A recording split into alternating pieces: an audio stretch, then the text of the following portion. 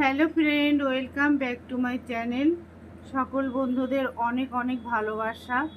তো বন্ধুরা, আবার আমার আগের মতন শরীর খারাপ হচ্ছে, খুব শরীরটা খারাপ। হিমোগ্লোবিন একদম কমে গেছে।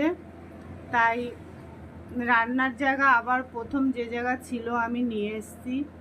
আর শরীরের ক্ষমতা নেই, আমি যে অনেক সময় দাঁড়িয়ে রান্না করব সেই ক্ষমতাটুকুনই নেই, শুধু মুখটা ঘামে।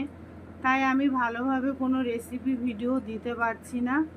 তো আজকে একটু চিকেন রেসিপি দেখাবো।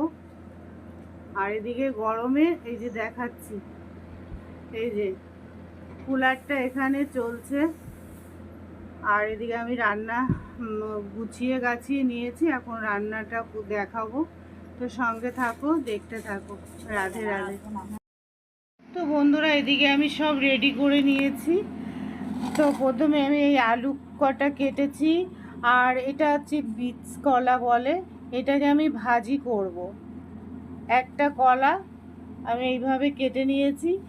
তো আগে আমার মা চাক চাক করে কেটে ভাজি করতো, খেতে খুব ভালো লাগতো। এটা কড়া করে ভাজলে ভালো লাগে, ওটাকে ভাজি করব। আর এদিকে আছে চিকেন আছে, এখানে 650-700 গ্রাম চিকেন আছে। এখানে ধনে পাতা আছে, এখানে মশলার মধ্যে আছে আদা রসুন পেঁয়াজ কাঁচা লঙ্কা টমেটো আর গোলমরিচ। আর এখানে আছে টক দই, আর এখানে আছে যেটা ফোড়নে দেবো আর কি, সেটাই আছে। তো প্রথমে আমি ভাজাভুজিগুলো করে নেব। তা তার আগে আমি একটু এখান থেকে মশলা দেব অল্প সামান্য, আর দিয়ে দেব এখানে টক দই আছে, টক দইটা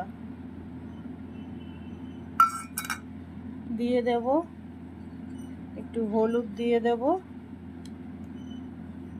আর একটু লবণ দিয়ে দেব।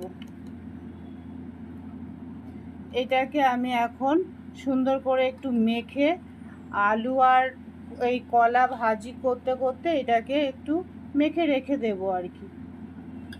তো বন্ধুরা চলো, এদিকে আমি কড়াই বসিয়ে দিয়েছি। আগে আলুটা ভাজবো, তারপরে কলাটা ভাজবো।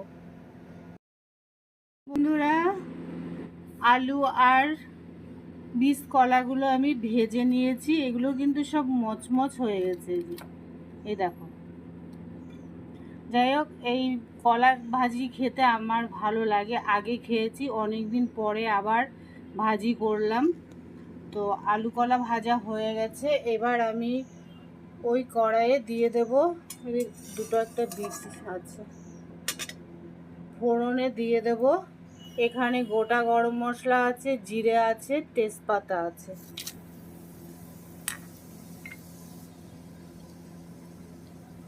ফোড়নটা একটু ভেজে নেব। ফোড়নটা ভাজি হয়ে গেছে। এবার আমি যে মশলাটা পিষে রেখেছিলাম সেটা দিয়ে দেব।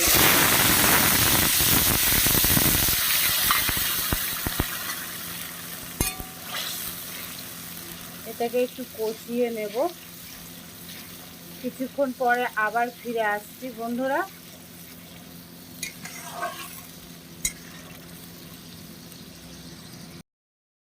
তো বন্ধুরা, বেশ কিছুক্ষণ পর চলে এলাম। অনেকটা কষানো হয়ে গেছে। এই পর্যায়ে আমি একটু পরিমাণ মতন হলুদ দিয়ে দেব।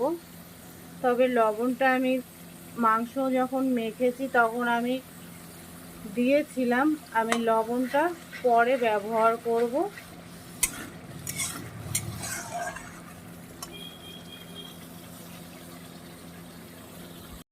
আবার 1-1.5 মিনিট পরে ফিরে এলাম। এবার আমি বন্ধুরা যে চিকেনটা আমি মেখে রেখেছিলাম, চিকেনটা দিয়ে দেব। এবার সুন্দর করে কষিয়ে নেব, আবার কিছুক্ষণ ধরে সুন্দর করে কষিয়ে নেব।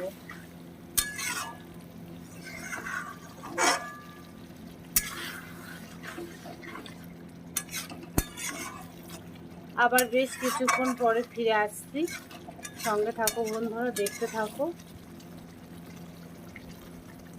আর শরীর অসুস্থতার জন্য আমি রেসিপি একদমই করতে পারছি না সেইভাবে। তো বন্ধুরা আবার কিছুক্ষণ পর ফিরে এলাম।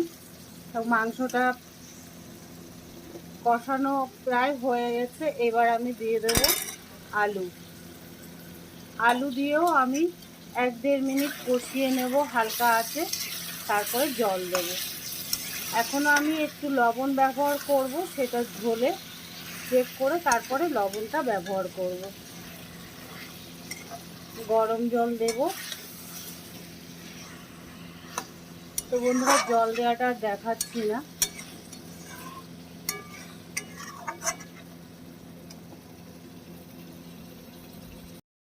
তো বন্ধুরা বেশ কিছুক্ষণ পর চলে এলাম একদম রেডি করে, কারণ আমার একটা ফোন এসেছিল, ওই জন্য আর ভিডিও করতে পারিনি।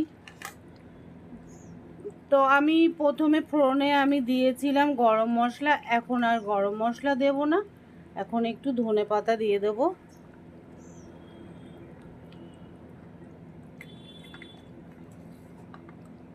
তো চিকেন রান্না আমার কমপ্লিট। কেমন হয়েছে বন্ধুরা কমেন্ট করে জানিও। ভালো থেকো, সুস্থ থেকো। দইটা দেওয়ার জন্য তেলটাও বেশ সুন্দর লাগছে দেখতে চিকেনটা। রাধে রাধে বন্ধুরা, ভালো থেকো, সুস্থ থেকো, শুভ দুপুর, বাই, টাটা।